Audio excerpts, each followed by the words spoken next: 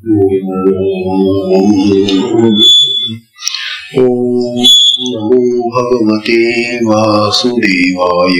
ओम नमो भगवते वासुदेवाय। ओम नमो भगवते वासुदेवाय। ओम नमो भगवते वासुदेवाय। ओम नमो भगवते वासुदेवाय। श्री सद्गुरुनाथ महाराज की जय। अवधूत चिंतन श्री गुरुदेव दत्त।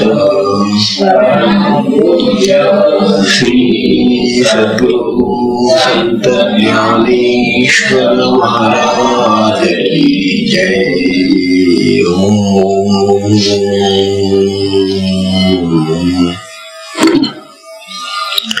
ओम नारायणं पद्मभवं वशिष्ठं शक्तिं च तत्पुत्र पराशरं च व्यासं शुकं गौडपदं महान्तं गोविन्दयोगीन्द्रमथस्य शिष्यम्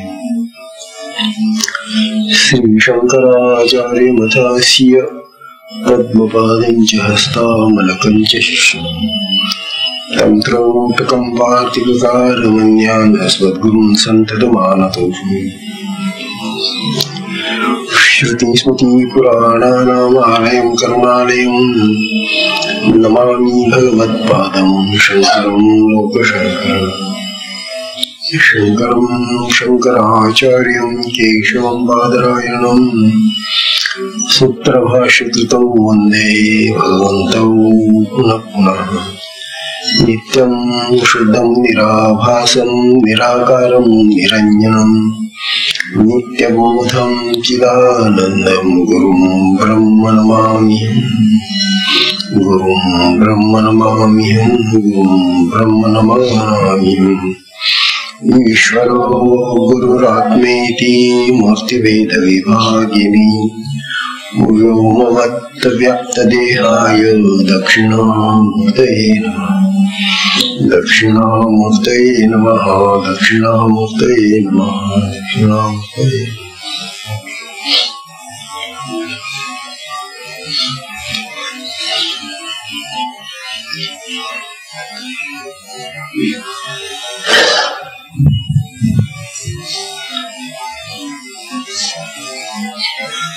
श्री सद्गुरुनाथ महाराज की जय।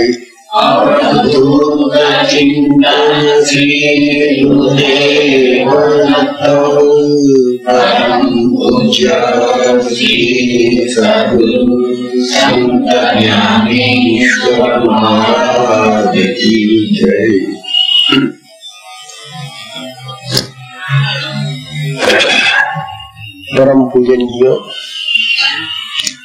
परम पूजनीय श्री सद्गुरु संत ज्ञानेश्वर महाराज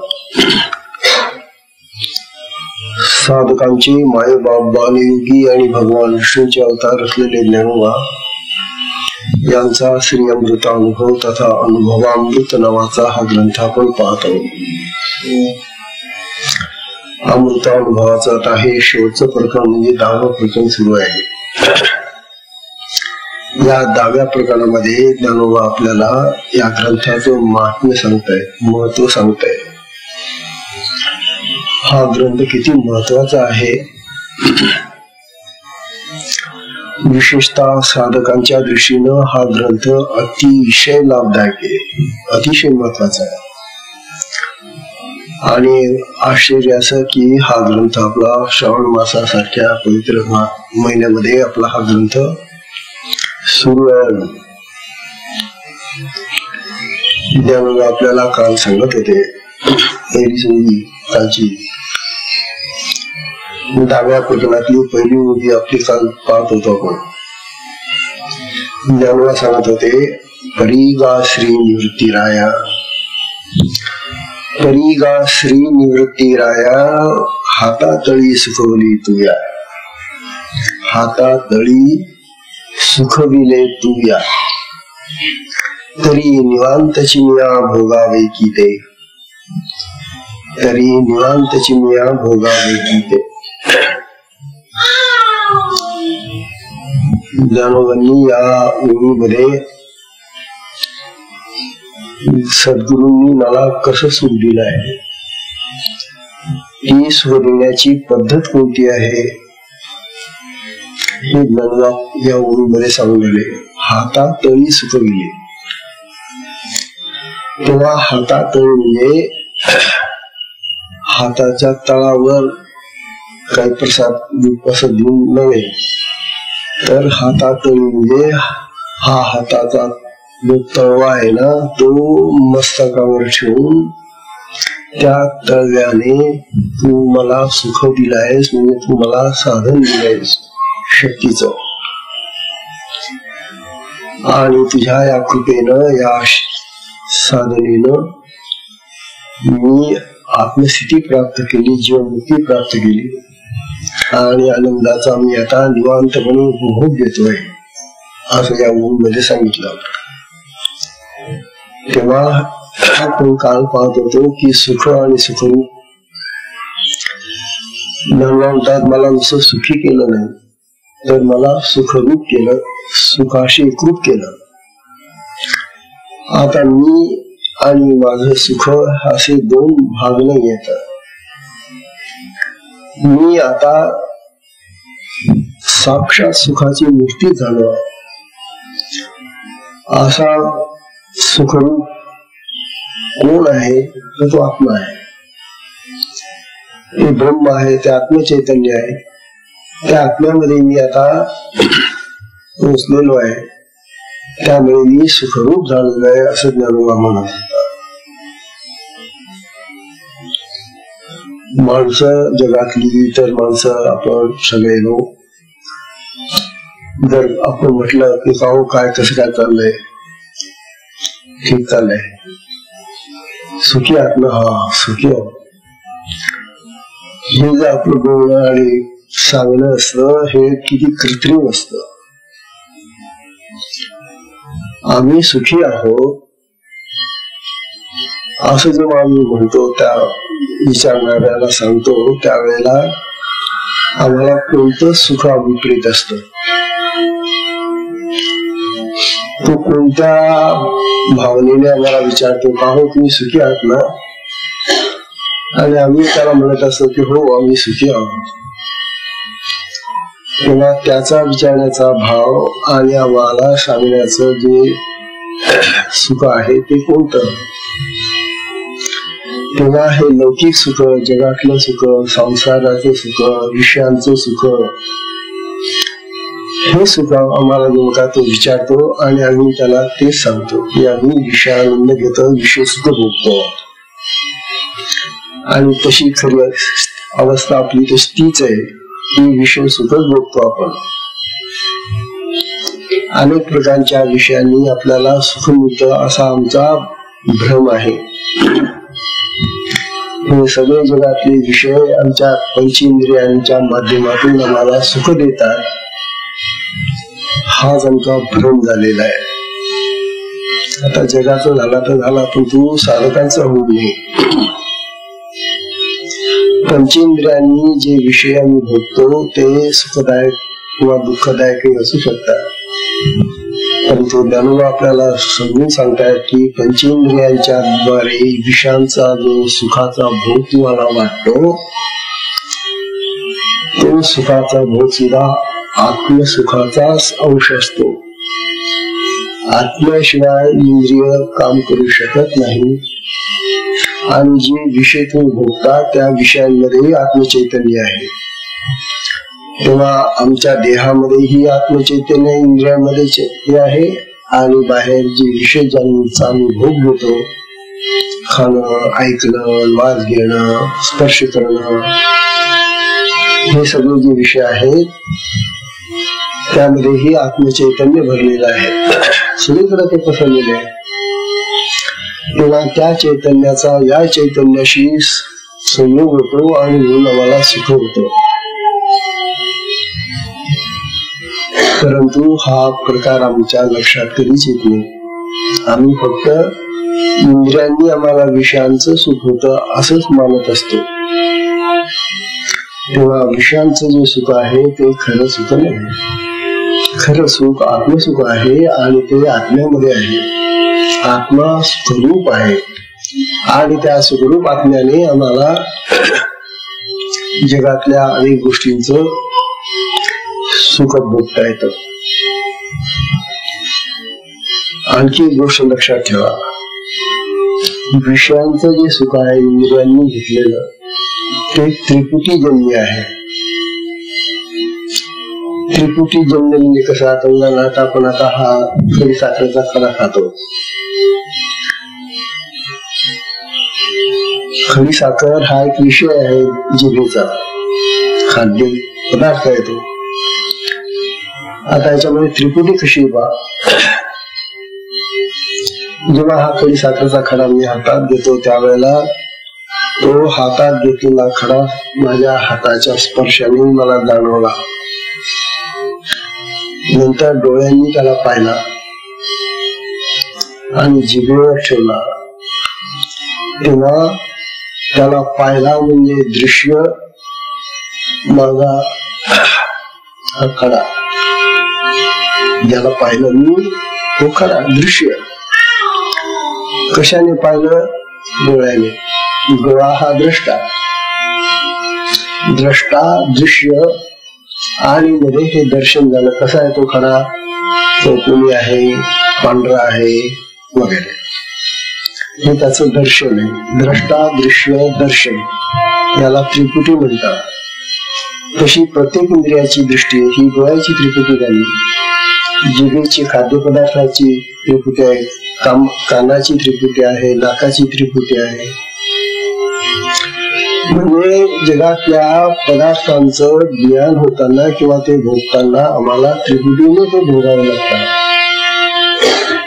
परंतु आत्म्याचं जे सुख आहे ते त्रिपुटी जन्य नाही, त्रिपुटी नाही त्यात. कारण ज्याचं सुख घ्यायचं तो जो आत्मा आहे तो दिसत तर नाहीच आहे, पण समजा तो आहे कुठेतरी, तर तो जो असेल तोही आत्मा, म्हणजे दृश्य जो आहे तोही आत्मा, पाहणाराही त्याच्याकडे आत्मा आणि त्याचा जो भोग होतो तोही आत्मस्वरूप. म्हणजे तिन्ही ठिकाणी आत्मा असल्यामुळं ती त्रिपुटी होत नाही. म्हणून आत्मसुखासाठी त्रिपुटी चालत नाही. अन्य विषयांच्या भोगामध्ये त्रिपुटी आहे हे ज्ञानोबा आपल्याला सांगून राहिले. म्हणून आत्मसुख श्रेष्ठ आहे. बघा, तेव्हा हे आत्मसुख कसं आहे पुन्हा, ते निरंतर अखंड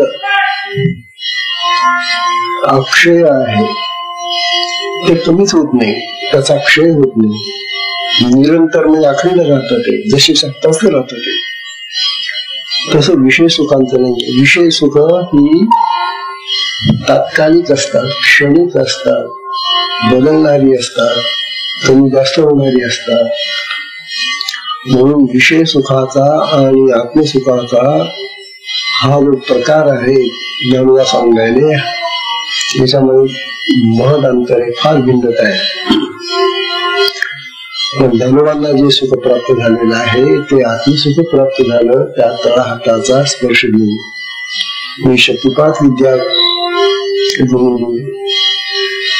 दीक्षा स्वरूपात दिलेली आहे आणि त्या विद्येने ज्ञानोबांना हा आत्मसुखाचा लाभ झाला आणि मग ते आत्मसुख मी आता निवांतपणे भोगतो आहे असं ज्ञानोबा म्हणाले. आता पुढच्या वेळीपासून ज्ञानोबा आपल्याला असं सांगतात, आता मी निवांतपणे हे सुख भोगणं एवढंच माझं आता कर्तव्य नाहीये.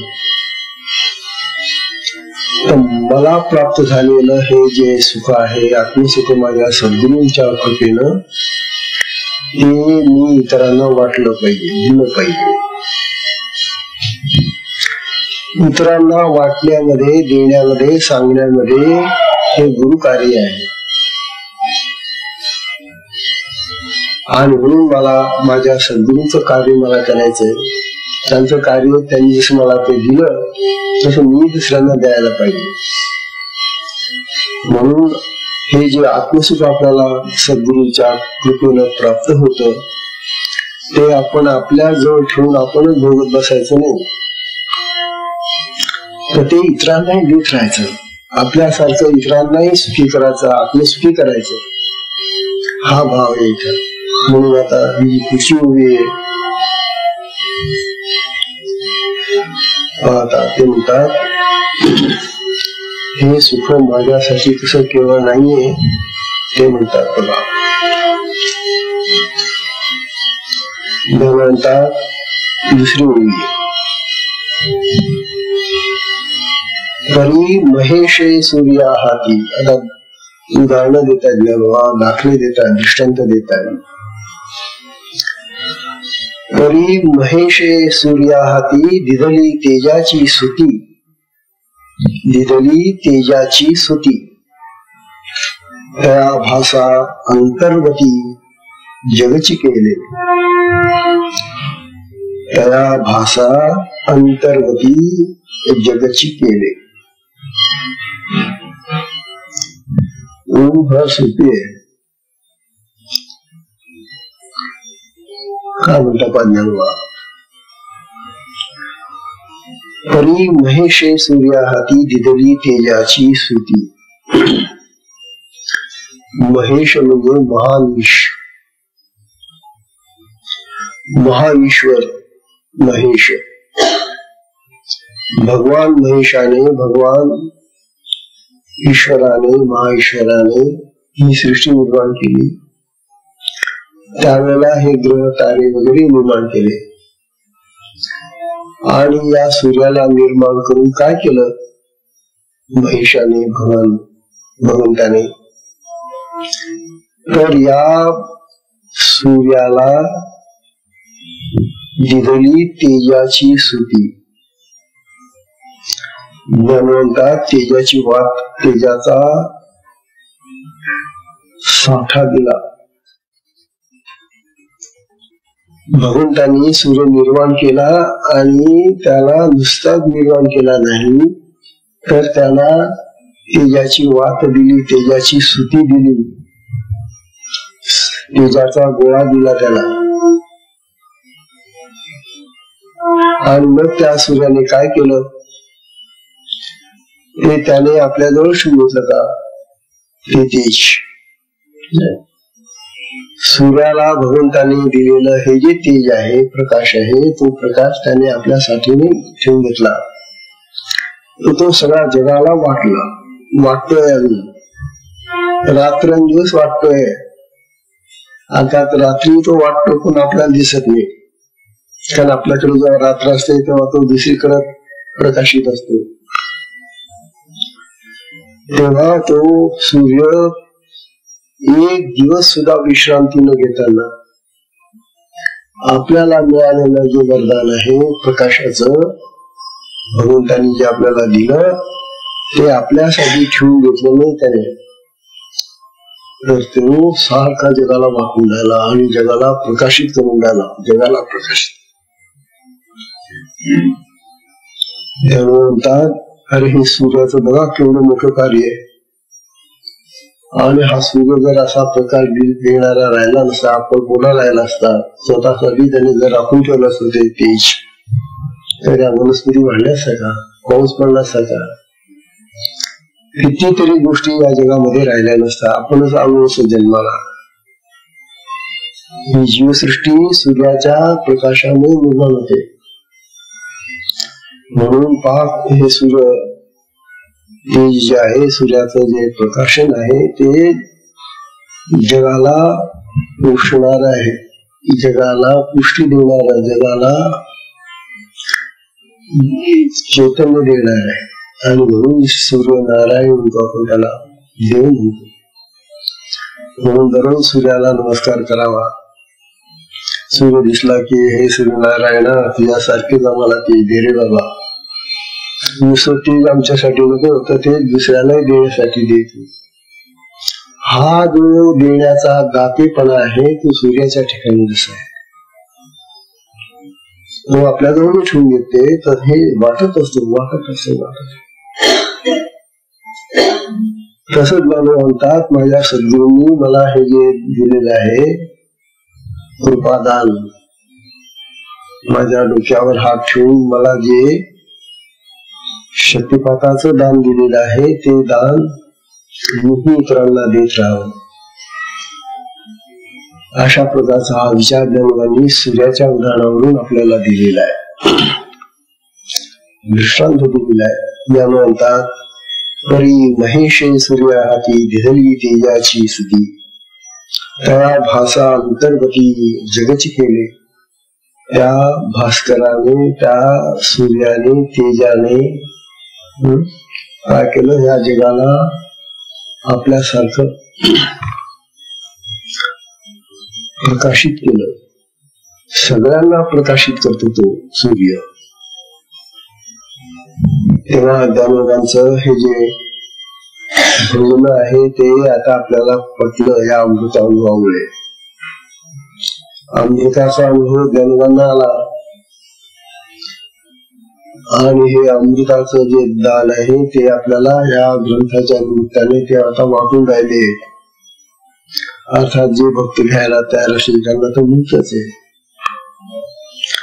तेव्हा असं हे जे अमृताचं दान आहे, हे जे अमृत आहे हे आत्मामृत आहे, आत्म्याचं रूप आहे, आत्म्याचं स्वरूप प्रकाशन आहे. आणि म्हणून ज्ञानदेवांनी हा ग्रंथ सगळ्यांसाठी खुला केलेला आहे. पण आश्चर्य असं आहे की सगळं याच हे दान स्वीकारू शकत नाही, घेऊ शकत नाही. फार थोडे लोक जगामध्ये हा ग्रंथ वाचतात आणि त्यातलं हे जे ज्ञान आहे ते घेतात. अर्थात इतर त्याची अनुकूल वृत्ती असते, त्याचं प्रारब्ध असतं, त्याचं कर्म असतं, त्यामुळे त्याला मिळत. आता सूर्य जरी प्रकाश देत असला तरी जर आम्ही घरामध्ये बसलेलो असलो, खिडक्याला दार लावून घेतले तर सूर्य आत येतो मध्ये, घ्या हो मी प्रकाश देतोय घ्या. तुम्हाला तर दार उघडून बाहेर यावंच लागेल सूर्याकडे, तर सूर्याचा प्रकाश मिळाला, सूर्याकडे जावंच लागेल ना. घरात बसून किंवा झोपून किंवा पाणी घेतलं खाटेवर आणि म्हणाला किंवा सूर्यदेवा मला प्रकाश देणार आहे खाटेवर, आपल्या खाटेवर येईल का प्रकाश द्यायला? आपल्याला जावं लागेल त्याच्यापुढे. तसं हे सद्गुरूकडे आपल्याला जावं लागतं आणि सद्गुरूकडून आपल्याला हे प्रकाशाचं, आत्मप्रकाशाचं दान मिळतं. आणि मग मिळालेलं हे दान केवळ आपणच भोगायचं नाही, तर ते सगळ्यांना वाटायचं, द्यायचं, जसा तो सूर्य देतोय असं ज्ञानोबा म्हणाले. आता वास्तविक इतकं मोठं दान आहे आणि इतकं अलभ्य आहे की सहजासहजी प्राप्त न होणारं दान आहे. हे आपल्याला मिळाल्यानंतर आपणच त्याचा गैरप्रयोग घेत बसलो तर आपण तर सुखी होणारच, सुखमय होणार. परंतु या सुखाने सुखमय होऊन आपण पुढे काय करणार? समजा झालो आपण सुखी झालो आणि सुखमय झालो, मग पुढे काय करणार? बस तुम्ही बसून राहणार. तसं नाही, तुम्हाला जे मिळालंय ना ते वाटत राहा, देत राहा. देण्यात आनंद आहे, वाटण्यात आनंद आहे, दान करण्यात आनंद आहे.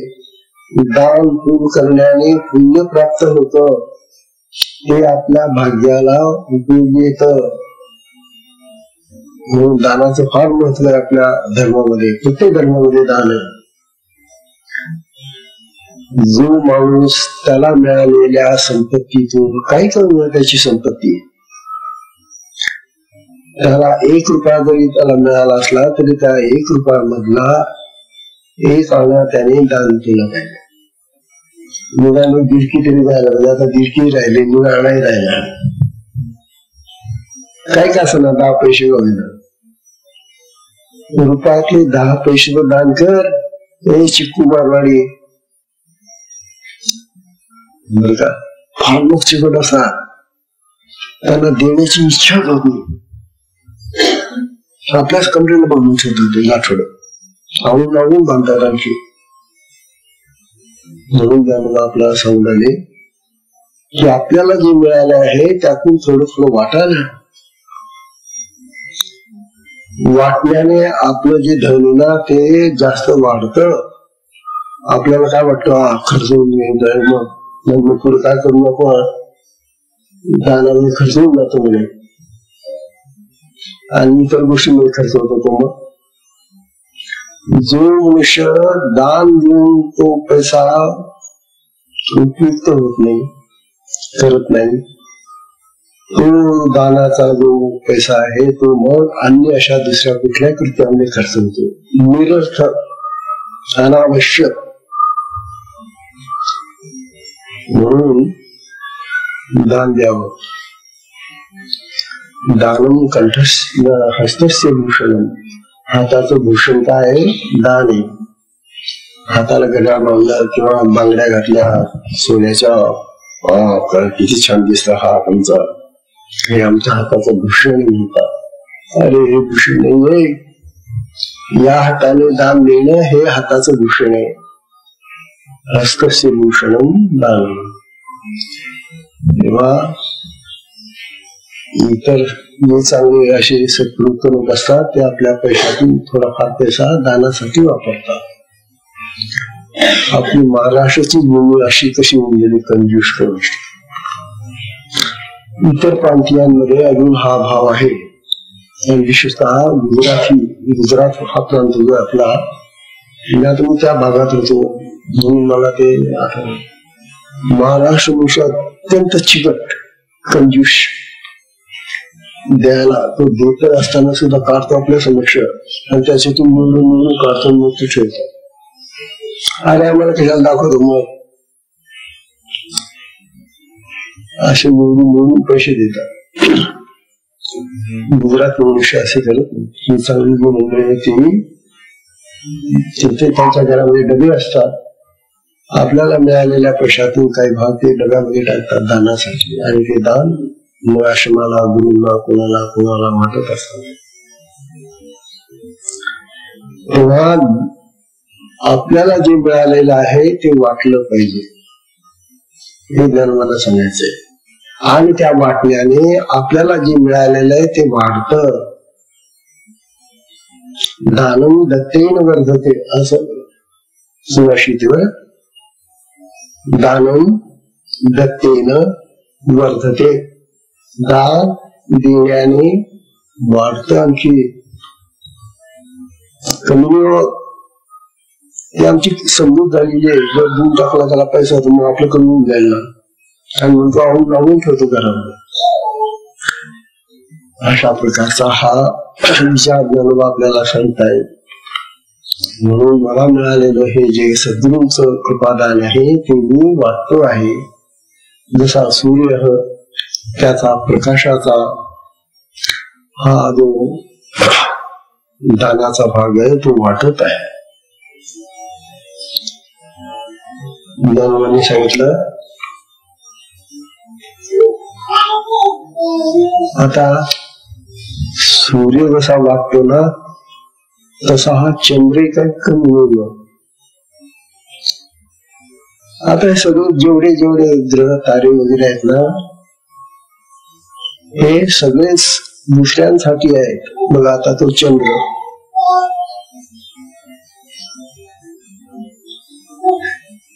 त्याला म्हणतात चंद्रास तिसरी मुली. आता म्हणतात चंद्राशी अमृत पाजले. चंद्राशी अमृत पाजले किंवा घातले ते तयाची काही येतुले. ते तयाची काही येतुले की सिंधू मेघा दिदले मेघाची भागू की सिंधू मेघा दिदले मेघाची भागू. दोन दृष्टांत दिले पुन्हा. ज्ञानोबा आपल्याला अनेक सोप्या सोप्या अशा दृष्टांताने उदाहरणांनी आपल्याला ही समज देत आहेत.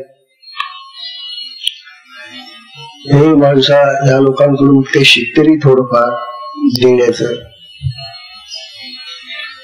या चंद्राला भगवंताने अमृत दिलेले. वास्तविक हा परप्रकाशित ग्रह आहे चंद्र. चंद्राला जे तेज आहे ते सूर्याचं मिळालेले आहे. उष्ण सूर्याने चंद्राला तेज दिलेले आहे. परंतु हा चंद्र ते सूर्याचं तेज अमृत स्वरूप करून गोड करून तो पुन्हा दुसऱ्यांना वाटून राहिला. घ्यावं तुम्ही. आणि त्याच्या त्या अमृतमय प्रकाशाने थंड शीतल आणि आल्हाददायक प्रकाशाने या सगळ्या वनस्पती पुष्ट होतात, कमळ फुलतात, समुद्राला भरती येते. केवढा उपकारी येतो चंद्रबळाला. तो तर एक गोळा आहे म्हणे. आहे की चंद्र काय आपल्यासारखं जिवंत आहे का? एक मोठा असा गोळा पृथ्वीसारखा, परंतु त्या गोळ्याला सुद्धा आपल्याला जे मिळालेलं आहे ते दुसऱ्याला देण्यामध्ये आनंद वाटतो.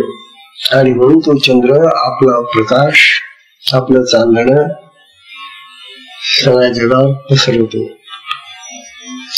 आणि या जगामध्ये ह्या ज्या वनस्पती आहेत त्या वनस्पती त्या चंद्राचं त्या अमृत पितात आणि पुष्ट होतात. चंद्राच्या प्रकाशामध्ये अमृत असं म्हणून चातक ते पितात चांदणं. अशा प्रकारचा हा चंद्र जो आहे तो सुद्धा मिळालेला जे अमृत आहे त्याला, जो प्रकाश आहे त्याला, तो सुद्धा स्वतःसाठी वापरत नाही तर तोही इतरांना देऊन राहिलेला आहे. किंवा दुसरं उदाहरण ज्ञानोबा सांगतात की सिंधू मेघा दिधले मेघाची भागू. सिंधू म्हणजे समुद्र. या समुद्राने आपल्या पाण्याचा बराचसा भाग या मेघांना ढगांना दिला. कारण समुद्राच्या पाण्यापासून ढग तयार होतात. समुद्राचं पाणी तापलं की त्या तापलेल्या पाण्याची वाफ होते आणि ही वाफ वर गेली आकाशामध्ये उंच की तिथं थंड लागते. थंडी लागताच त्याचे पुन्हा ढग बनतात, पाणी बनतात वाफेचं. आपण पाहतो मोगड्यामध्ये जर आपण काही शिजवतो आणि वर झाकण ठेवलं की त्या झाकणाला खाऊन वाफ लागते आणि वर असं पाणी येतं थेंब थेंब थेंब थेंब थेंब. ते आपण दररोज पाहतो शिजवताना. तद्वत या समुद्राच्या पाण्याची वाफ होते आणि ती वाफ वर गेली म्हणजे त्याचे ढग बनतात, मेघ बनतात. आता या ढगांना जे पाणी मिळालं ते कुठून मिळालं? समुद्रात. हे समुद्रातलं मिळालेलं पाणी, साठवलेलं पाणी ढग आपल्या मध्येच राखून ठेवता का? नाही. ते बिचारे चालले वाहत ना. आणि जिथं जिथं मग त्यांना टाकायचं तिथं तिथं भरपूर पाणी टाकत जात, पसरत जात ते पाणी. ढगांनी जर हे पाणी आपल्यासाठी वापरलं असतं तर जगाला पाणीच मिळालं नसतं. आपल्याला पाणी मिळालं असतं तर आज काय स्थिती काय काही ठिकाणी. म्हणून हे ढग येतात आणि ते पाऊस देतात आणि त्या पावसामुळे मग शेती पिकते, नद्या नाले भरतात, विहिरींना पाणी येतं आणि आपल्याला वर्षभर पाणी मिळतं. हा त्या मेघांचा उपकार आहे, ढगांचा उपकार आहे. किती दयाळू बघा ते ढग. अशा प्रकारे ज्ञानोबा सांगून राहिले की हे ढग बघा किंवा तो चंद्र बघा, हे तर आपल्यासारखे बोलके नाहीये पण किती दानी येते. देत सुटतात ते, आपल्याजवळ काहीच राहून देत नाही. आणि ते ढग पुढे मग सगळं पाणी विकून झालं की पांढरे स्वच्छ होऊन जातात. एरवी ते पाण्याने भरलेले असतात, काळे कुट्ट होऊन जातात. परंतु जेव्हा सगळं पाणी ते देऊन टाकतात, मोकळे होतात, तेव्हा ते रिकामे झालेले ढग पांढरे स्वच्छ होऊन पुन्हा परत जातात.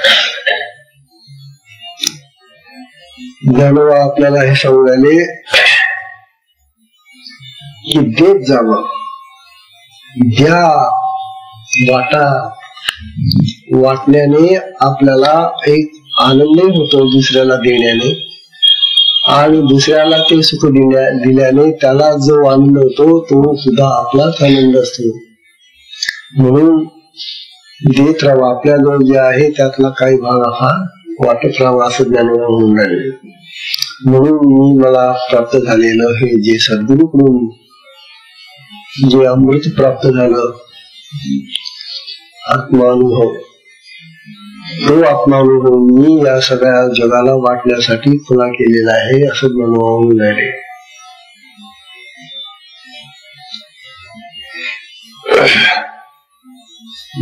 देण्याने असं मात्र मुळी समजू नका. काय समजू नका की मी याच्यावर उपकार केला, मी याला दिलं ना, मग मला उपकार आहे त्याच्यावर, त्याला काय जाय. अरे उपकाराच्या गोष्टी करायला लागला, तुझ्यावर केलेले उपकार. तेव्हा उपकाराची भाषा करू नका. तुम्ही उपकार म्हटलं रे म्हटलं की तुमचं दान शून्य. मग ते दानातलं जे पुण्य आहे ना ते गेलं. दानाची पद्धत तर अशी आहे खरं म्हणजे, या हाताने दिलेलं जे आहे ते या हातालाही कळू नये, ते खरं दान. दानाची मती ती आहे की मी जे दिलेलं आहे ते माझ्या दुसऱ्या हाताला सुद्धा माहिती नाही. असं जे सद्भावनेनं केलेलं दिलेलं असतं ते खरं पुण्यकारक असतं दान. आणि ज्या दानानं आम्ही म्हणतो आता मी इतकं पैसे दिले ना, माझं नाव टाकून द्या याच्यावर, लोक नाव टाकून घेता हो, मंदिरांवर, आश्रमाच्या फुलांवर, याच्यावर त्याच्यावर. कसलं दान आहे तुझं हे? तू नाव कोरण्यासाठी दान दिले ना. आणि 5 जगामध्ये हे असंच आहे बा. आमच्या वृंदावनला गेलो होतो, त्या वृंदावनाला भगवान श्रीकृष्णाचं तिथं वास्तव्य होतं ना, मोठी मंदिरं बांधलेली तिथे. परंतु त्या मंदिराच्या प्रत्येक पायरीच्या दगडाला नाव आहे. बापरे बाप. ज्या ज्या लोकांनी ते दान दिलं आणि त्या मंदिरामध्ये दान देऊन ते मंदिर बांधलं, तिथं उंच आहे असं मंदिर आणि खूप पायऱ्या आहे त्याला. तर प्रत्येक पायरी नाव आहे, आपण वाचत चला. अमुक शेठ, अमुक शेठ, अमुक शेठ, अमुक माणूस, अमुक अमुक. अरे काय दान आहे का? त्याचं पाय तर गेलं मग तुमचं. पायरीवर नाव छापलं, काय अर्थ त्याला? पाय तरी गेलं ते. म्हणून उपकारासाठी दान नाहीये. आणि जो असं म्हणेल की मी याचा उपकार केला, मी याला दिलं, असं इतकं दिलं मी याच्यासाठी, असं जर तो म्हणत असेल तर त्याला शून्य असं पुण्य मिळेल. मिळत नाही त्याला. पुण्य तर तेव्हाच प्राप्त होतं की जेव्हा ते सद्भावनेनं आणि अंतःकरणपूर्वक उपकाराची कुठलीही भावना न ठेवताना दिले जात, असं ज्ञानोबा म्हणतात. श्रीमंत लोक आपल्या तिजोरीत पैसा ठेवतात. पैसा तिजोरीत ठेवण्यासाठी किंवा बँकेत ठेवण्यासाठी असतो म्हणे. ठीक आहे, त्याचं रक्षण तर व्हायला पाहिजे. पण हा सुरक्षित ठेवलेला पैसा त्याचं तू काय करणार आहे श्री? बँकेत ठेवलेला, तिजोरीत ठेवलेला, कुठे ठेवलेला हा जो पैसा आहे, या पैशाचं तू तुझ्यासाठीच काय करणार आहे ना. तेव्हा ज्ञानोबा म्हणतात असा हा जो साचलेला जमवलेला पैसा आहे ना, हा तुझ्या पुढच्या पिढीला उपयोगी येणार नाही. कारण तू कंजूसी केलेली आहे, तू दान दिलेलं नाही, तू स्वार्थ बाळगलेला आहे. स्वार्थी बुद्धीनं अक्कलकोटेपणा करून आपल्यालाच जास्त मिळाला पाहिजे असा भाव धरून असा जो पैसा जमा होतो, तो पैसा आम्ही म्हणतो की माझ्या पुढच्या पिढीला खायला मिळेल, माझ्या 10 पिढ्या खातील म्हणून हे सगळे लोक जमून राहिले. बरं, पण याची एक सुद्धा पुढची पिढी कसं तरी खाता खाता मरून जाते, तिलाही परत मिळत नाही ते दान. तेव्हा पैसा ही अशी गोष्ट आहे की ती आपल्याला वाटतं की त्या पैशाला काय समजतं. अरे त्या धनाला जर धर्माची जोड नसेल, धनाला धर्माची जोड नसेल तर तो पैसा काळाच्या हातामध्ये गेला रे गेला की तो तुझाही आणि तुझ्या पुढच्या पिढ्यांनाही लाभत नाही. यातून खूप श्रीमंताची उदाहरणं दाखवता येतील. काय श्रीमंती असते पण काय स्थिती होत जाते. तेव्हा आपला पैसा असा काळाच्या हाती न जावा म्हणून आपण त्याच्यातून दान देत राहावं, म्हणजे ते पुण्यशील होत असं ज्ञानोबा आपल्याला सांगतात. त्यानंतर आता ज्ञानोबा आपल्याला तिसरी ओवी सांगून झाला. दुसरी झाली का तिसरी झाली, चौथी ओवी आता ते सांगतायत बा. या चौथ्या वेळी ते पुन्हा तो दृष्टांत तसा दृष्टांत देऊन आपल्याला दानाचं महत्व सांगून राहिले. दिवा जो उजेडू, दिवा जो उजेडू तो घराचाची सुरवाडू, तो घराचाची सुरवाडू, गगनीयाची पवाडू तो जगाचाच की. फार सुंदर आहे. ज्ञानवांची उदाहरणं जी आहेत ना ती इतकी तंतोतंत असतात. ज्ञानोबा म्हणतात हे माणसा कंजूषा, अरे तू जरा डोळे बाहेर बघ ना, जगाकडे बघ. या परमेश्वराने निर्माण केलेले हे सगळं जे जगत आहे ना, परमेश्वराची निर्मिती जी आहे ना तिकडे बघ. तुला काय शिक्षण होतं बघ.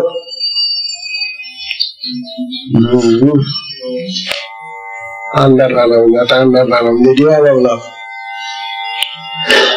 आता हा जो आपण दिवा लावला, हा दिवा त्याचा जो उजेड आहे तो त्याच्यासाठीच आहे का. तो जो दिव्याचा प्रकाश आहे, तो दिव्याचा प्रकाश तो दिवा आपल्यासाठी वापरत नाही,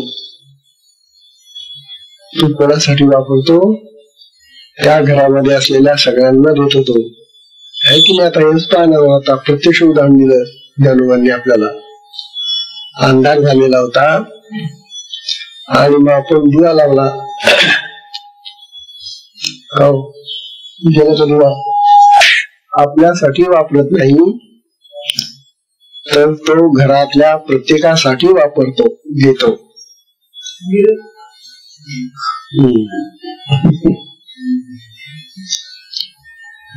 साधे हे जे दिवे आहेत ते सुद्धा आपल्याला शिकवतात. अरे बघा, या प्रकाशाचा उपयोग मी माझ्यासाठी नाही करत, मी तुम्हाला वाटतोय तो प्रकाश आहे ना.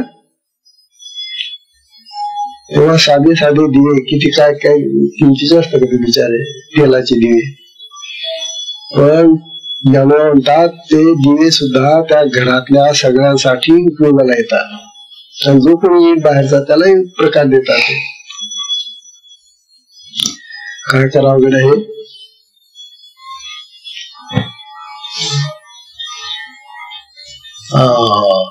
काय झालं.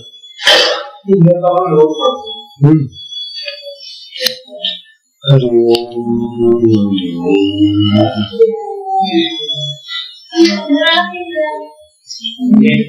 आता नाही चालत का?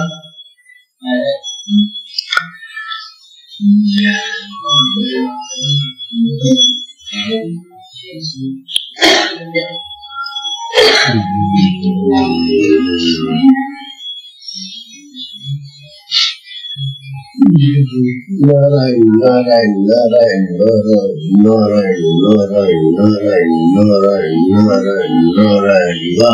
चला आहे या ओळीमधून ज्ञानोबांनी आपल्याला एका साध्या दिव्याचं उदाहरण घेतलं. ज्ञानोबांनी ज्ञानेश्वरीमध्ये अशी परोपकाराची खूप उदाहरणं दिलेली आहेत. घरीच्या उजेडू करावा, पराव्या अंधार पाडावा. घराच्या उजेडू करावा, पराव्या अंधार पाडावा. हा भेदभाव न ठावा दिपू देसा. ज्ञानेश्वरीत बिघड का ती? तो दिवा असं म्हणतो का की माझ्या घरातले जे लोक असतील ना त्यांनाच मी प्रकाश दिला, बाहेरचा कोणी आला तर त्याला अंधार नाही. हो, असा भेदभाव तो दिवा करत नाही. किंवा त्या उसाचं उदाहरण दिलं.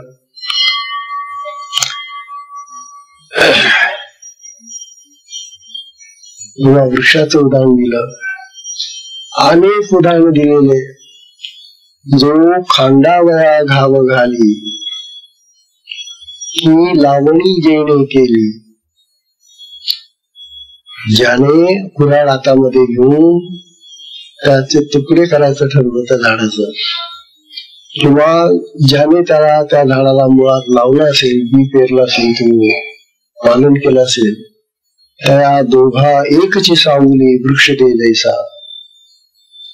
त्या दोघांना तो वृक्ष सारखी सावली देतो ना. तो असं म्हणतो का अरे हा माझा मारक आहे का, हा कुऱ्हाड घेऊन मला मारतो, फांद्या तोडतो, त्याला मी सावली देणार.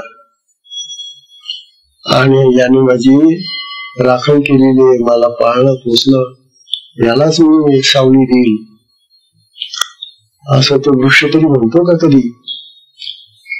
अरे तो स्वतःची फळ सुद्धा स्वतः खाते. हो, तो वृक्ष स्वयं खादंती फलानी वृक्ष स्वयं पिबंती जलम नद्या. त्या नद्या पाहना, ही सरोवर, त्या नद्या, तेच त्यांचं पाणी त्यांच्यासाठी घेत असतं का? ते स्वतःच पाणी स्वतः पिऊन टाकत नाही. झाड स्वतःची फळं स्वतः खाऊन टाकत नाही. इतरांसाठी सगळं चाललेलं आहे. हो, जरा बघा ना बाहेर डोळे उघडून. सगळी सृष्टी भगवंताने जी निर्माण केलेली सृष्टी आहे ती दुसऱ्यांना देते, स्वतः काही घेत नाही. असं असताना हा मनुष्यच कसा काय शिकला नाही त्यांच्यापासून? हा कसा काय कंजूस होऊन गेला एवढा? हा कसा अप्पलपोटा होऊन गेला एवढा स्वार्थी झाला की जे कमवतो ते माझ्यासाठी पाहिजे, जे मी मिळवलं ते माझच आहे. असा हा जो विचित्र स्वभाव माणसाचा बनलेला आहे. म्हणता अरे या निसर्गापासून तर थोडस शिक. आणि सगळी पंचमहाभूत पाहणं तुम्ही, पृथ्वी, आप, तेज, वायू आणि आकाश. आता आकाशाचे उदाहरण ज्ञानोबांनी आता या ओळीमध्ये दिलेलं आहे. ते उद्या आपण पाहू. सत्संगाची वेळही संपलेली आहे. तेव्हा सत्संगाची वेळ संपल्यामुळे आजच्या सत्संगाला बाहेर जाताना तुम्ही हातामध्ये बॅटरी मिटरी घेऊन जा बाबांनो. आणि सगळीकडे अंधार पसरलेला आहे का बाहेर लाईट आहे? तेव्हा आजच्या सत्संगाला विश्राम घे. हरिओम.